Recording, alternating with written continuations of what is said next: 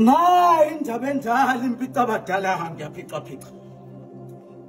Mina yami inhliziyo sengifisa ukuyiphathelana ngesandla ngoba vele kangisenathemba othandweni. Ngumnikeze yona inhliziyo yami vele uvele wayishiya phansi.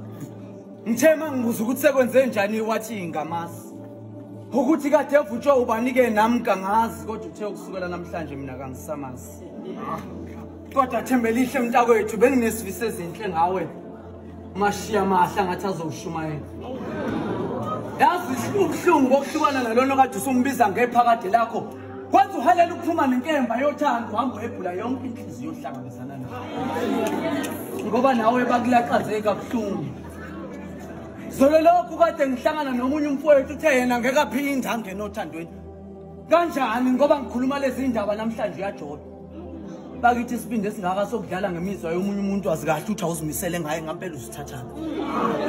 Ngibese ngibuza. Wabe osethi wena mthiya ukhulunyiswa ungazi. Ukhulunyiswa ukuthi awunasi isibazi sothando.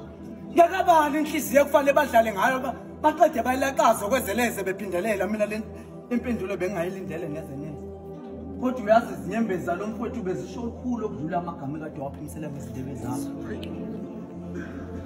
Nami ke ngale nkondlo ngithi qinani isibindi ngoba izizukulwane sanamhlanje asikhathele ekuthenjwa singena othandelo losha singakopholi. Bekhohlisana bethi ngophulela phambili bengesiwona umdomo. Mina ngazi ukuthi phambili bayaxuthana bobuza amajuba. Kodwa ke Jolani angeke pholana abantu abafunda ukuphola hlezi izophela yonke lenyawo ngitsakavukela umthelo wesibili. Yazi uthi omunye bebemjolela beze bethi inhliziyo kayiphakele. Uthi ngisibuza ukuthi kanjani mona ngoba mina inyama yenkomo ngiyiqoba ngiyipheke ngiyiphake lapha ekhaya. Zakho boss izinyembezi zami zokugcina. Lapha enhlizweni yami ngiyavala ngiyacika. Uthi kusukela manje sefaka amabhodlela endleleni ezabo yakhe inhliziyo yokudumeleka abahamba ngezinyawo kuphela. Ngoba ufuna bafike sebazi ukuthi lapha enhlizweni yakhe akusikho kwabuza ungena indawo yokuzinyundela. Lapha emhlabeni bakithi nginixoxele kakhethu umthandayo.